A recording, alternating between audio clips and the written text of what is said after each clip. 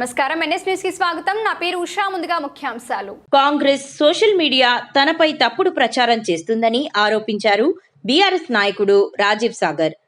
Singer Mangli పుట్టినరోజు వేడుకల్లో food corporation మాజీ చైర్మన్ మేడే రాజీవ్ సాగర్ డ్రగ్స్ తీసుకున్నాడు అంటూ సోషల్ మీడియాలో తప్పుడు ప్రచారం చేస్తున్నారని బషీర్బాగ్లోని హైదరాబాద్ సైబర్ క్రైమ్స్లో బీఆర్ఎస్ లీగల్ టీంతో కలిసి ఫిర్యాదు చేశారు. మార్పు మొదలైందా?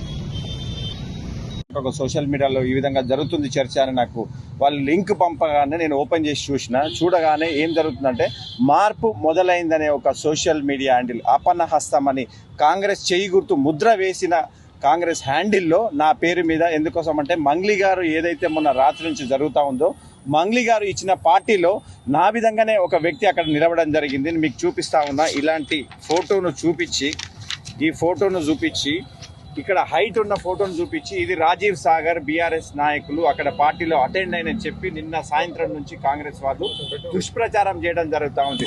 నేను అది చూడగానే ఇమ్మీడియట్గా సాయంత్రం సైబర్ క్రైమ్ ఆఫీస్కి రావడం జరిగింది.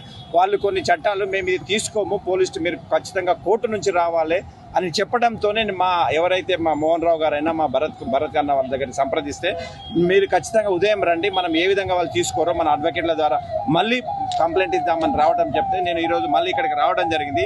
ఈరోజు ఏసీపీ గారి దగ్గర కంప్లైంట్ తీసుకొని మాకు ఎండార్స్మెంట్ కాపీ ఇవ్వడం జరిగింది.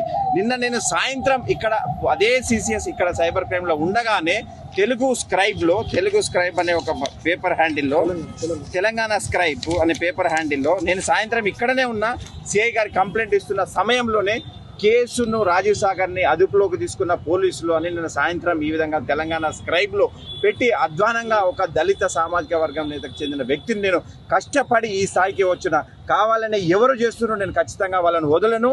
వాళ్ళ పేర్లు వాళ్ళ ఫొటోస్తో సహా నేను తీసుకోవడం జరిగింది. వాళ్ళ ఖచ్చితంగా నేను శిక్ష చేయాలి. వాళ్ళు ఎవరు దీని వెనుక ఉండి నా మీద బురద జల్లాలని ప్రయత్నిస్తున్నారో నేను వాళ్ళని మాత్రం ఖచ్చితంగా వదలను.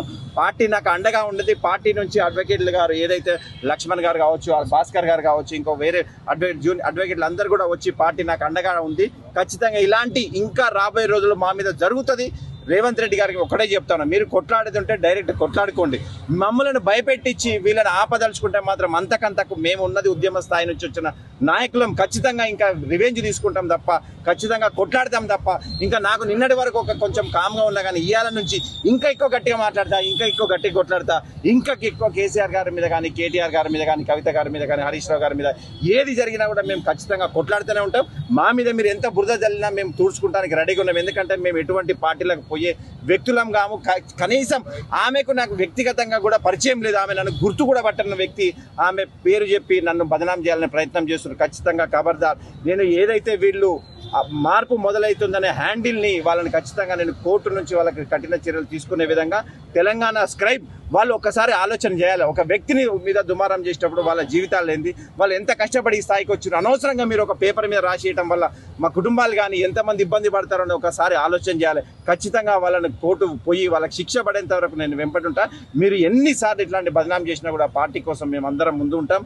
నా కోసం ఇది జరిగిన కానుంచి నిన్న సాయంత్రం నుంచి నాతో వచ్చినటువంటి మిత్రులు పల్లె రవికుమార్ కావచ్చు, రామచంద్ర నాయక్ కావచ్చు, అన్న సాల్మన్ గారు కావచ్చు, ప్రశాంత్ గారు, విక్రాంత్ రెడ్డి, ఇంకా ఉన్నటువంటి మిత్రులందరూ నర్సన్న, ఉపేందర్ రావు, వీళ్ళందరూ కూడా నాతో పాటు ఇక్కడికి వచ్చి నాతో పాటు ఉండి నాకు ధైర్యం చెప్పి ఖచ్చితంగా కొట్లాడదామని ఇచ్చిన మిత్రులందరికీ, అదేవిధంగా పార్టీ సీనియర్ నాయకులందరూ కూడా పార్టీకి అండగా ఉంటున్నందుకు అందరూ కూడా మరొకసారి కృతజ్ఞతలు తెలియజేస్తూ ఇది చివరి వరకు నేను కొట్లాడతా. ఏది ఎంతవరకు వీళ్ళను నాకు వాళ్ళ ఫొటోస్ సహా నేను సంపాదించినా వాళ్ళు ఖచ్చితంగా పోలీసు వారికి ఏ విధమైన ఇన్ఫర్మేషన్ కావాలని అవన్నీ ఇస్తూ ఉన్నాం. అవన్నీ ఇచ్చి ఖచ్చితంగా కొట్లాడే వరకు ముందుకు పోతామని తెలియజేస్తా ఉన్నాను. జై తెలంగాణ.